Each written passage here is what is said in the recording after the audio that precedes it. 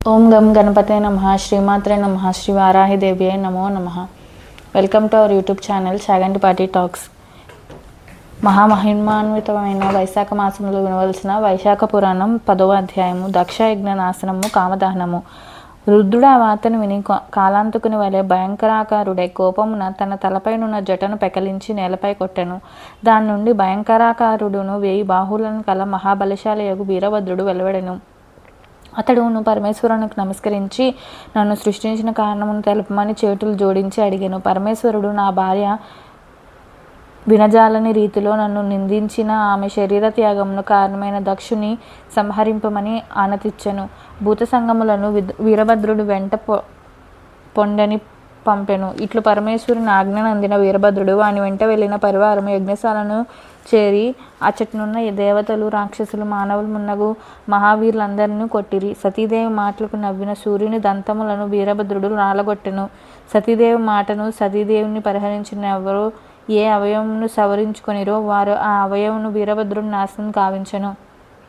దక్షుని శిరమును ఖండింపాలనని వీరభద్రుడు ప్రయత్నించను, కానీ మునిమంత్ర రక్షితమగు వాని శిరస్సును ఖండింపలేకపోయాను. పరమేశ్వరుడు ఆ విషయమును గ్రహించి తానే స్వయంగా దక్షుని శిరమును ఖండించెను. ఈ విధముగా వీరభద్రుడు శివుడు వారి పరివారము యజ్ఞశాలలోని వారిని భంగపరచి తమ వారితో కలిసి కైలాసమునకు మరలిపోయిరి. యజ్ఞశాలలోని మిగిలిన వారు బ్రహ్మ వద్దకు వెళ్ళి శరణు వేడిరి. బ్రహ్మయు వారితో కలిసి కైలాసమునకు పోయెను. రుద్రుని వివిధ రీతుల్లో ఊరడించెను, స్తుతించెను. శివుని సమాధానపరిచి శివునితో గల కలిసి యజ్ఞశాలకు వెళ్ళను. యజ్ఞశాలలో మరణించిన వారందరినీ శివుడిని ప్రార్థించి అతని చేత బ్రతికింపచేసెను. శివుడును దక్షుణ్ణి అవనీయముగా శిక్షగా బ్రహ్మ ప్రార్థనకు గుర్తుగా దక్షునకు బ్రహ్మ మేక ముఖమును నమర్చి బ్రతికించెను. మరియు మేక గడ్డమును తెచ్చి భృగు మహర్షికి అమర్చెను. సూర్యునికి దంతము నీయలేదు, కానీ వానికి పిండిని తిన్నట్టి శక్తిని మాత్రం ఇచ్చెను. అవయములన్నీ పోగొట్టుకున్న వారికి ఆ అవయములను ఇచ్చెను, కొందరికి ఇయ్యలేదు. యజ్ఞశాల ఈ విధంగా శివబ్రహ్మల వలన పునర్జన్మ నొందెను. యజ్ఞశాలలోని వారు శివుని ప్రార్థించిరి. యజ్ఞమును మరలా పూర్తి చేసిరి. యజ్ఞాంతమున అందరూ తమ తమ స్థానములకు పోయిరి. శివుడును భార్య వియోగమున దుఃఖితుడై గంగా తీరమున ఉన్న పున్నాగ వృక్షము కింద తపమాచరించుకొంచుండెను. దక్షుని కుమార్తె సతీదేవి శరీరమును విడిచి మేనా హిమాచలముల పుత్రికగా పుట్టి పెరుగుచుండెను. ఈ సమయమున తారకుడను రాక్షసుడు తీవ్ర తపమాచరించి బ్రహ్మను మెప్పించి శివుని పుత్రుని వలె తప్ప మరెవరిని వలన మరణం లేకున్నట్లు వరములు పొందెను. పరమేశ్వరునికి భార్య లేదు, పుత్రుడెట్ల కలుగును? కావున నేను అవధ్యుడనను, నన్ను చంపువారెవరునూ లేరని తారకుడు తలచెను. వరగర్వితుడై సర్వలోకములను సర్వదేవతలను బాధింపసాగెను. దేవతలను తన గృహములను ఊచుటకును దేవతా స్త్రీలను దాసిలగాను నియమించెను. దేవతలను బహువిధములుగా బాధించుచుండెను. దేవతలు వాని వలన బాధలను భరింపజాలక బ్రహ్మ వద్దకు పోయి తమను రక్షింపమని బహువిధములుగా ప్రార్థించిరి. బ్రహ్మయును వారి మాటలు విని ఇట్లు పలికెను: దేవతలారా, నేను తారకునకు రుద్రపుత్రుని విడిచి ఎవరు నేను గెలవజాలరని వరమిచ్చిన మాట నిజము. రుద్రపత్నియగు సతీదేవి దక్షుని యజ్ఞశాలలో శరీరమును విడిచినది. ఆమె ఇప్పుడు హిమవంతుని కుమార్తె పార్వతి అని పేరుతో పెరుగుచున్నది. రుద్రుడును హిమాలయ ప్రాంతమున తపం చేసుకొంచున్నాడు. కావున మీరు పరమేశ్వరుడు పార్వతితో కలిగినట్టు విధానమును ఆలోచింపుడని వారికి తగిన ఉపాయమును సూచించెను. వారిని యథాపూర్వముగా ఉండుడని ఊరడించి పంపెను. దేవతలందరూ ఇంద్రుని ఇంట సమావేశమైరి బృహస్పతితో ఆలోచించిరి. ఇంద్రుడును నారదుడు మన్మధుని స్మరించెను. ఇంద్రుడు స్మరించినంతనే నారదుడు మన్మధుడు ఇంద్రుని వద్దకు వచ్చిరి. ఇంద్రుడు నారదుని చూసి, నారద మహర్షి, నీవు హిమవంతుని కడకపోయి దక్షయజ్ఞమున శరీర త్యాగమునొచ్చిన సతీదేవియే నీ కుమార్తె పార్వతిగా జన్మించినది. భార్యావియుక్తుడగు శివుడును నీ హిమాలయ శృంగమునందే తపమాచరించుచున్నారు. పూర్వజన్మలో పరమశివుని భార్య అయి ప్రస్తుతం నీ కుమార్తెగా ఉన్న పార్వతిని ఆ శివుని సేవించటకే పంపుము. ఆమెయే శివునికి భార్య కాగలదు, శివుడే ఆమెకు భర్త కాగలడు. కావున నీవు నీ కుమార్తెను పూర్వజన్మయందలి భర్తయగు శివునికి భార్యగా చేయమని బోధింపమని చెప్పి నారదుని హిమవంతుని కడకు పంపెను. నారదుడు ఇంద్రుడు చెప్పినట్లుగా హిమవంతుని కడకపోయి పార్వతిని శివుని సేవకు పంపునట్లుగా శివునికి పార్వతినిచ్చి వివాహం కావించినట్లుగా హిమవంతునికి బోధించెను. హిమవంతుడు శివుని సేవకై పార్వతిని నియమించెను. నారదుని పంపిన తర్వాత ఇంద్రుడు మన్మధుని చూసి తారకాసుర పీడితులగు దేవతలు హితము కొరకు భార్యాభియుక్తుడగు శివుని హితము కొరకు నీవు నేను చెప్పు కార్యం.